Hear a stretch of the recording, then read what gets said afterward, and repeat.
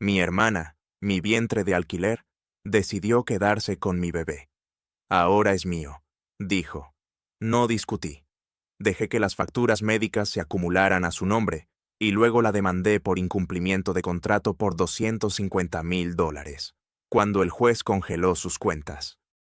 Toda mi vida se había reducido a un solo deseo, una idea tan arraigada en mi ser que se sentía como el propósito para el que nací: ser padre. No era un capricho pasajero. A mis 36 años, con una carrera estable y una vida ordenada, sentía la ausencia de un hijo como un miembro fantasma. Tras años de intentos fallidos con mi expareja y la posterior y dolorosa conclusión de que la paternidad tradicional no sería mi camino, me aferré a la única opción que me quedaba: la subrogación. Fue entonces cuando mi hermana menor, Clara, entró en escena como un ángel salvador. En una cena familiar, después de que yo compartiera mis frustraciones, ella tomó mi mano, me miró con los ojos más sinceros que yo jamás le había visto, y me dijo: «Yo lo haré por ti, Marcos. Déjame ser tu vientre de alquiler. Déjame darte este regalo». En ese momento, sentí una ola de gratitud tan inmensa que casi me ahogó. Mi propia hermana, la niña a la que le había enseñado a andar en bicicleta, me estaba ofreciendo la llave del universo. Por supuesto, no era tan simple. Insistí en que todo se hiciera de la manera más profesional y legalmente sólida posible. Contratamos a los mejores especialistas, una clínica de fertilidad de primer nivel y, lo más importante, un bufete de abogados especializado en derecho reproductivo. La decisión clave, la que mi abogado remarcó como innegociable, fue que sería una subrogación gestacional. Usaríamos un óvulo de una donante anónima y mi propio esperma. Legalmente, esto era crucial. Clara no tendría ningún vínculo genético con el bebé. Ella sería la portadora, el nido, el milagro que lo traería al mundo, pero no su madre biológica. El contrato que firmamos era una obra de arte legal de 50 páginas. Cubría cada eventualidad imaginable. Un generoso paquete de compensación para Clara por su tiempo y esfuerzo. El pago de absolutamente todos los gastos médicos, seguros de vida y salud, ropa de maternidad, dietas especiales y cláusulas claras e irrevocables sobre la renuncia a cualquier derecho parental por su parte. Lo firmó con una sonrisa, diciéndome que era una formalidad tonta entre hermanos.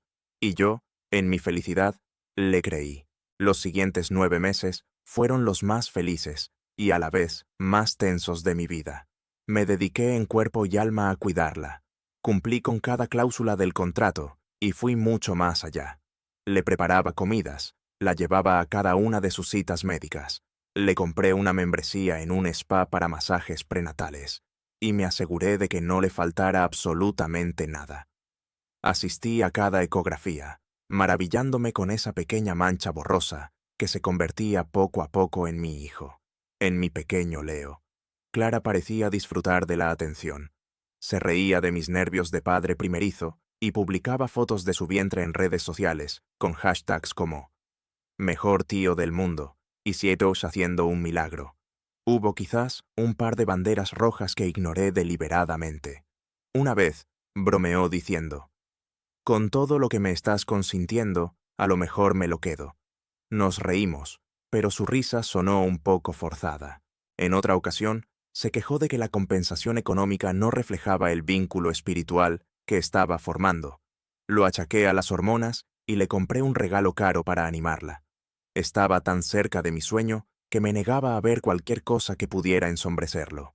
El día del parto, el hospital entero parecía vibrar con mi ansiedad y mi alegría.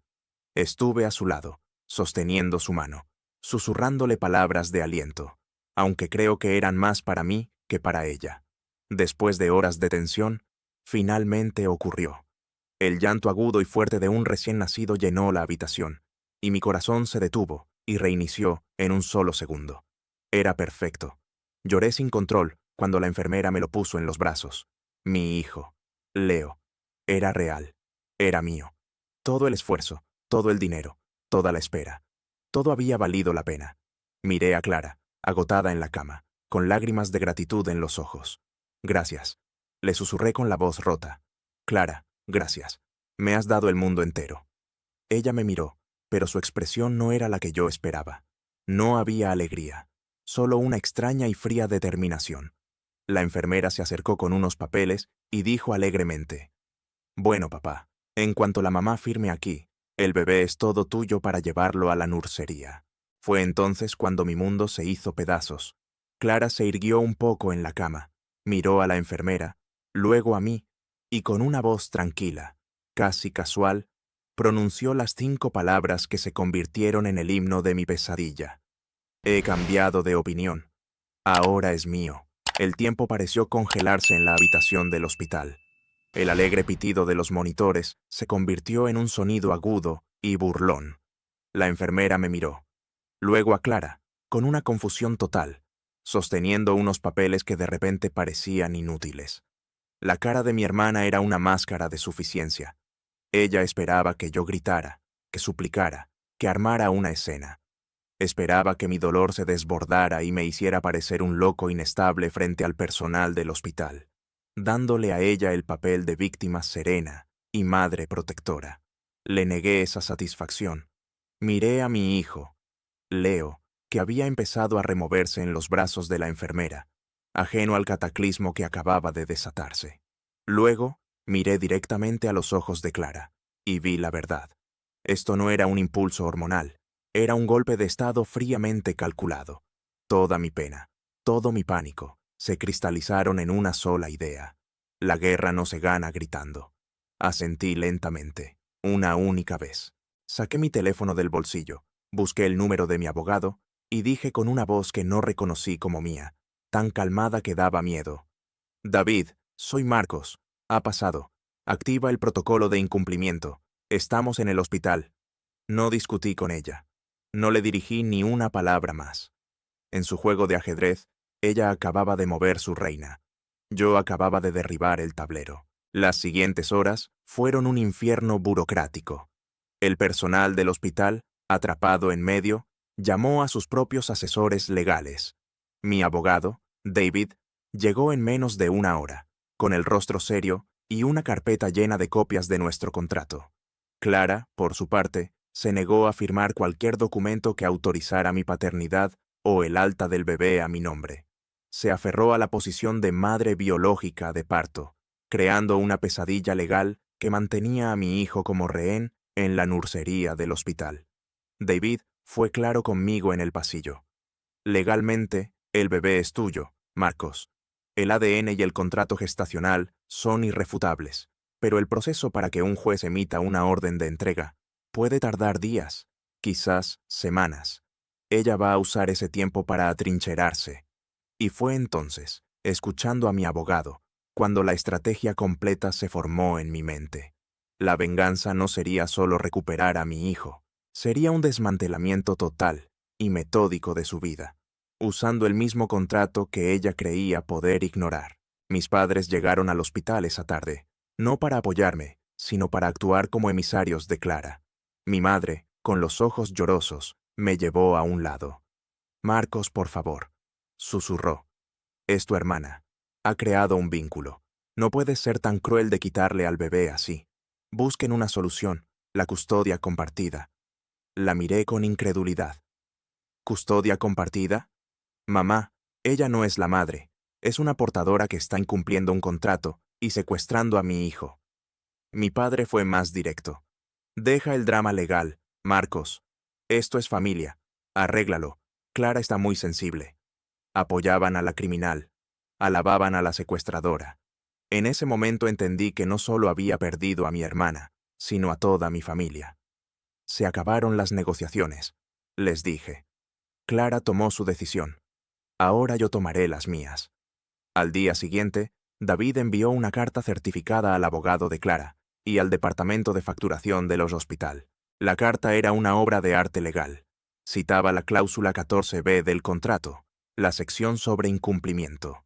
Establecía que, al declarar su intención de quedarse con el niño y violar el acuerdo, Clara anulaba su condición de gestante subrogada y asumía, por defecto, la total responsabilidad financiera de todos los costos generados desde el momento del parto. El seguro especial que yo había contratado para ella quedaba invalidado por su fraude. Cada día de hospitalización para ella y para Leo, cada consulta del pediatra, cada análisis, cada pañal, todo se facturaría a su nombre. Dejé de pagar. Instruí a mi abogado para que no negociara, solo para que ejecutara. Mientras tanto, me centré en la batalla por la custodia, presentando una moción de emergencia. Los días se arrastraban. Iba al hospital y solo podía ver a Leo a través del cristal de la nursería durante unos minutos al día, bajo la atenta mirada de una enfermera. Era una tortura. Clara, mientras tanto, se recuperaba en su habitación privada, probablemente sintiéndose victoriosa, creyendo que el tiempo y la biología jugarían a su favor, que el sistema se compadecería de una madre y no de un padre soltero. Pasaron 2 semanas de noches sin dormir y días en juzgados. Entonces, una noche, mi teléfono sonó. Era un número desconocido. Contesté. Era Clara, y su voz ya no era serena y determinada. Era un chillido agudo, cargado de pánico y furia. «¿Qué hiciste?», gritó. «Me ha llegado una factura del hospital. Son $55,000. Y siguen llegando más. Dicen que mi seguro no lo cubre. Tienes que arreglar esto».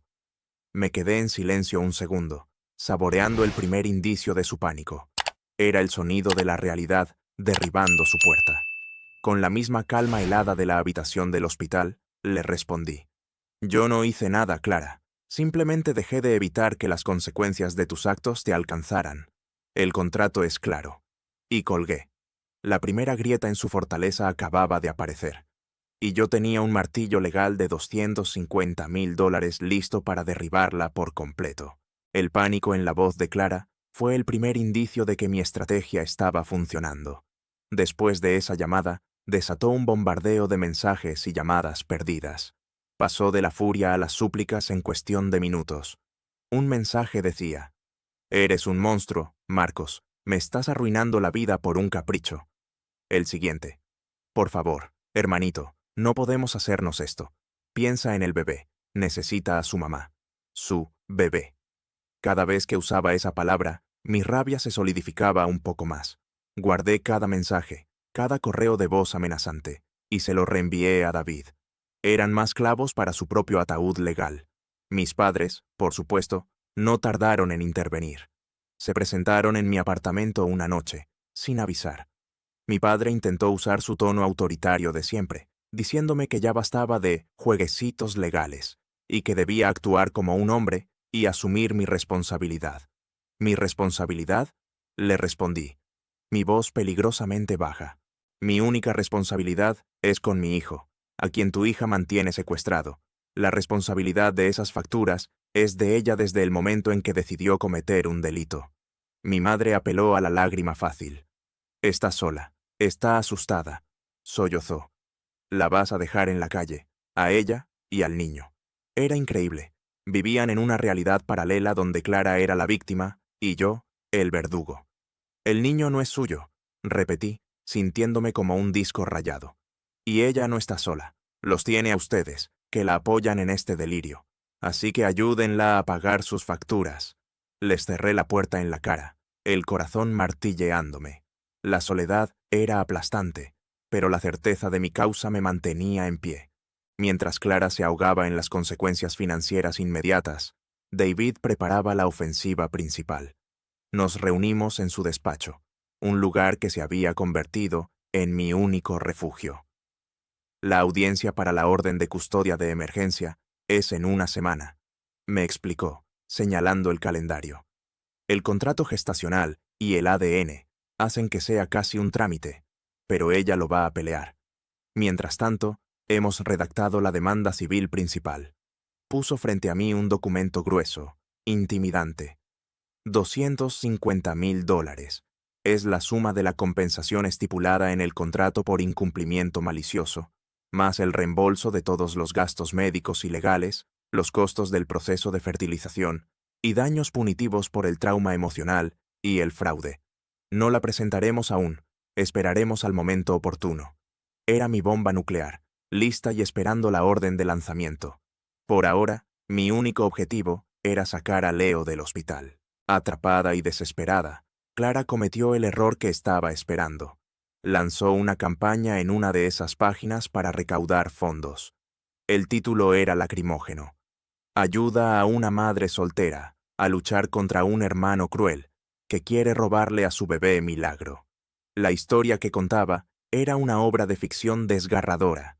Se pintaba a sí misma como una mujer humilde que había ayudado a su hermano infértil, solo para que él revelara su verdadera cara de monstruo controlador, usando su dinero para aplastarla. Pidió donaciones para pagar las injustas facturas del hospital y para contratar a un abogado que defendiera sus derechos maternales. La campaña se compartió entre sus amigos y algunos parientes lejanos que no conocían la verdad. En 48 horas había recaudado casi $3,000. David estaba eufórico cuando le envié el enlace. Es más estúpida de lo que pensaba, dijo sin disimular su alegría. Acaba de cometer fraude en una plataforma pública. Inmediatamente, nuestro equipo legal envió una notificación a la plataforma, adjuntando el contrato de subrogación y una carta explicando la situación real. En menos de un día, la campaña fue eliminada y los fondos congelados. Pero el daño ya estaba hecho. Ahora teníamos pruebas irrefutables de su difamación y de sus motivaciones puramente financieras. El día de la audiencia de custodia llegó. Entré al juzgado sintiendo el peso de semanas de angustia. Clara estaba allí, con nuestros padres flanqueándola, intentando proyectar una imagen de madre vulnerable y asustada. Su abogado argumentó que Clara había desarrollado un vínculo maternal inseparable y que separarla del bebé causaría un trauma irreparable. Cuando fue nuestro turno, David ni siquiera se inmutó. Presentó el contrato, el informe de la clínica de fertilidad que confirmaba el uso de un óvulo donado, y el test de ADN que demostraba mi paternidad y la ausencia de vínculo genético de Clara. Luego, como golpe final, presentó las capturas de pantalla de la campaña de recaudación de fondos. Señoría, dijo David con una calma devastadora, esta no es una madre luchando por su hijo, es una extorsionadora que, al ver frustrado su intento de secuestro emocional, recurrió al fraude público para financiar su incumplimiento de contrato. El juez, un hombre con poca paciencia para el drama, leyó los documentos en silencio. No tardó ni 5 minutos. Su martillo golpeó la madera con un sonido seco y final. Se concede la orden de emergencia para la entrega inmediata del menor a su padre biológico, el señor Marcos. La cuestión del contrato se dirimirá en el juicio civil. Esto es todo. Sentí que el aire volvía a mis pulmones por primera vez en 3 semanas. Salí del juzgado con la orden en la mano, un pedazo de papel que era la llave de la celda de mi hijo. Conduje directamente al hospital, sin llamar a nadie. Entré en la planta de maternidad, busqué a la jefa de enfermeras y le entregué la orden del juez. Media hora después, sin mediar palabra con Clara, una enfermera salió de la nursería y por primera vez puso a mi hijo Leo en mis brazos. Lo abracé contra mi pecho, respirando su olor, sintiendo su pequeño peso. La primera batalla estaba ganada. Llevar a Leo a casa fue como ver el mundo en tecnicolor por primera vez. Mi pequeño apartamento, que antes se sentía silencioso y vacío, se llenó de vida. El suave murmullo de su respiración mientras dormía, sus pequeños quejidos de hambre, incluso sus llantos a las 3 de la mañana, eran la banda sonora de mi nueva realidad.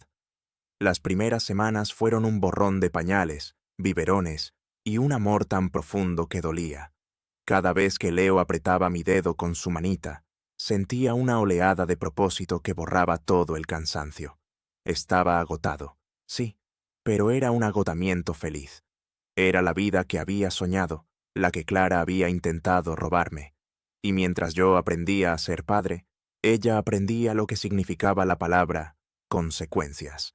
Sin la custodia del bebé como escudo, su desesperación se convirtió en un acoso descarado.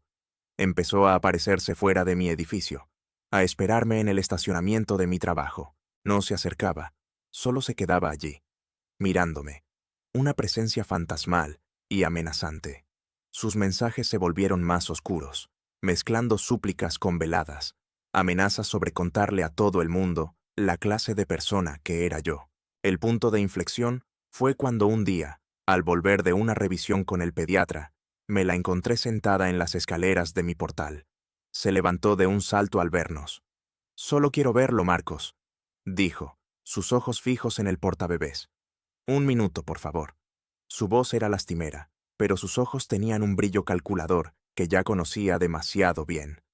«No tienes ningún derecho a estar aquí, Clara», le respondí, manteniéndome a distancia. «Aléjate de mi hijo». Su cara se transformó. «¡Nuestro hijo!», gritó, haciendo que un vecino se asomara por la ventana. «Me lo robaste». Esa escena fue todo lo que David necesitaba. «Ya no es solo incumplimiento de contrato, es acoso», me dijo por teléfono esa misma tarde. «Está creando un ambiente hostil e inseguro para el niño. Es hora de presentar la demanda principal. Vamos a golpearla con todo el peso de la ley, no solo para recuperar tu dinero, sino para obtener una orden de alejamiento». Al día siguiente, un oficial de justicia le entregó la notificación de la demanda por $250,000 en la puerta del apartamento de mis padres, donde se estaba quedando. La bomba nuclear había sido lanzada. La reacción de mis padres fue inmediata y predecible. Me llamaron esa misma noche, ambos al teléfono, gritándome. $250,000, vociferó mi padre. ¿Te has vuelto loco? ¿Quieres destruir a tu hermana? Es tu sangre. Ella intentó robarme a mi hijo. Respondí con una calma que los enfureció aún más. Ella intentó arruinar mi vida. El número en esa demanda es simplemente el precio de sus acciones, calculado por abogados según el contrato que ella firmó felizmente cuando pensaba que podía salirse con la suya. Mi madre tomó el relevo, llorando. «Te daremos dinero, Marcos. Te ayudaremos. Pero retira esa demanda. La vas a dejar sin nada para siempre. ¿Es eso lo que quieres?». La pregunta me golpeó. ¿Era eso lo que quería? Miré la cuna donde Leo dormía plácidamente. Lo que yo quería era paz. Lo que yo quería era que mi hijo creciera sin tener que mirar por encima del hombro, sin una tía tóxica y unos abuelos que justificaban un crimen por favoritismo. «Lo que quiero es que se haga justicia», dije finalmente. «Y quiero que Clara entienda que las acciones tienen consecuencias. No voy a retirar nada». Y colgué. Las semanas que siguieron fueron una guerra de desgaste legal. Clara no tenía dinero para un buen abogado, y el que le asignaron de oficio no podía hacer mucho contra la montaña de pruebas que teníamos. La presión financiera la estaba asfixiando. La deuda del hospital seguía creciendo, y ahora se enfrentaba a una demanda que cambiaría su vida. Una tarde, David me llamó. «Tenemos noticias», dijo, y pude oír una sonrisa en su voz. «El abogado de Clara ha contactado conmigo. Están entrando en pánico». Me explicó que la primera vista del juicio civil se había fijado, y que ellos sabían que no tenían ninguna posibilidad de ganar. Clara estaba acorralada.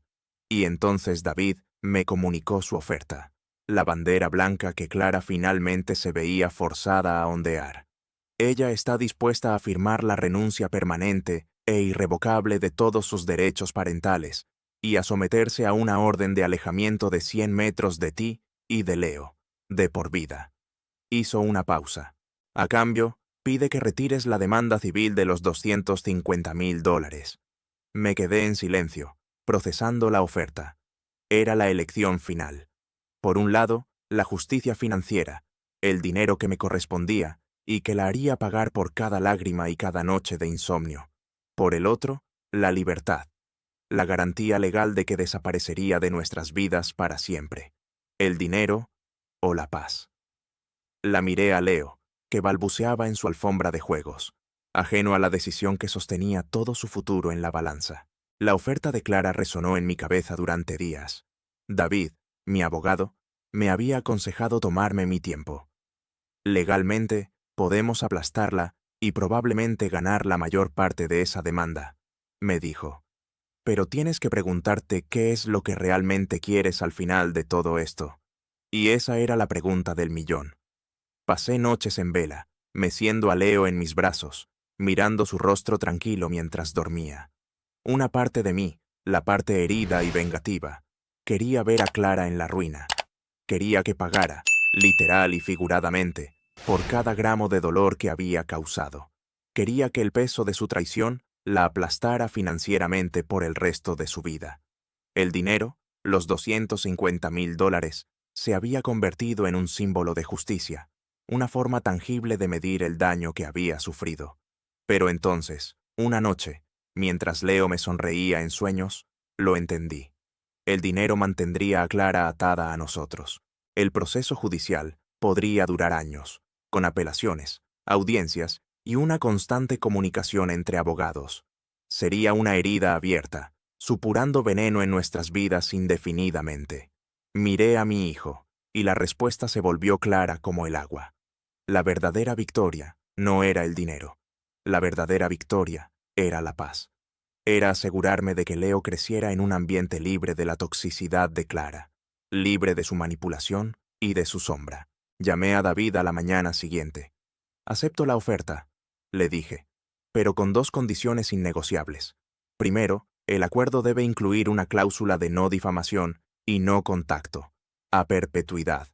Si ella, o mis padres, alguna vez mencionan mi nombre, o el de mi hijo en público, en redes sociales, o intentan contactarnos de cualquier forma, la demanda completa de $250,000 se reactiva automáticamente, con intereses. Segundo, quiero que mis padres firmen el documento como testigos, para que nunca puedan decir que no entendían los términos del acuerdo». David se rió. «Brillante, Marcos. Estás usando su oferta para ponerles una correa legal de por vida». El abogado de Clara aceptó las condiciones casi de inmediato. Estaban desesperados. La firma se programó para el viernes siguiente en el despacho de David. Fui solo, dejando a Leo con una niñera de confianza. Cuando llegué, ya estaban todos allí. Clara, mis padres y su abogado. Clara no me miró. Tenía la mirada perdida, el rostro demacrado. Mis padres parecían haber envejecido 10 años. La sala estaba en un silencio sepulcral, roto solo por el susurro de los papeles. David explicó los términos con una claridad glacial. El documento era una renuncia total y absoluta. Clara no era legalmente nada para Leo. No era su tía, no era su madre gestacional, no era nada. Era, a efectos legales, una extraña. Y la orden de alejamiento le prohibía estar a menos de 100 metros de nosotros para siempre. Vi su mano temblar mientras tomaba el bolígrafo. Firmó cada página sin decir una palabra. Luego fue el turno de mis padres, como testigos. Mi madre soltó un sollozo ahogado al firmar. Cuando todo terminó, recogí mi copia de los documentos. Eran los papeles de la libertad de mi hijo. Al levantarme para irme, mi padre habló por primera vez. «Marcos», dijo con la voz ronca, «a pesar de todo lo que ha pasado, ella sigue siendo tu hermana». Me detuve en la puerta y me giré para mirarlo, no con rabia, sino con una lástima infinita. «Estás equivocado», le respondí. «Una hermana habría protegido a mi hijo, no intentado robarlo. La mujer que acaba de firmar esos papeles es una extraña que tomó una mala decisión de negocios. Mi familia sois vosotros, y elegisteis vuestro bando. Que tengan una buena vida». Y salí de allí sin mirar atrás. Ha pasado un año. La vida es tranquila. Y esa tranquilidad es el mayor lujo que he conocido. Leo acaba de celebrar su primer cumpleaños. Es un niño curioso, risueño, que está a punto de dar sus primeros pasos. Mi apartamento ya no está en silencio. Está lleno de risas, de balbuceos y del sonido de bloques de juguete cayendo al suelo. No he vuelto a saber nada de Clara ni de mis padres. Cumplieron el acuerdo, probablemente por miedo a las consecuencias legales. A veces me pregunto qué fue de ellos, pero el pensamiento es fugaz, como recordar una mala película. Mi verdadera familia ahora es la que he elegido. Mi increíble grupo de amigos que se han convertido en los tíos de Leo. La maravillosa comunidad de padres solteros que he conocido. Y sobre todo, este pequeño ser que me mira con una confianza absoluta. La venganza, al final, no fue la demanda. Fue esto. La paz. La alegría simple de empujar un columpio en el parque, de leer el mismo cuento por 10ª vez. Clara intentó robarme un hijo, pero lo que realmente quería era destruir mi capacidad de ser feliz, y su mayor derrota la que ninguna demanda podría cuantificar, es que falló miserablemente. Cada sonrisa de Leo es un testimonio de su fracaso. Y yo, por mi parte, he ganado mucho más que $250,000. He ganado un futuro,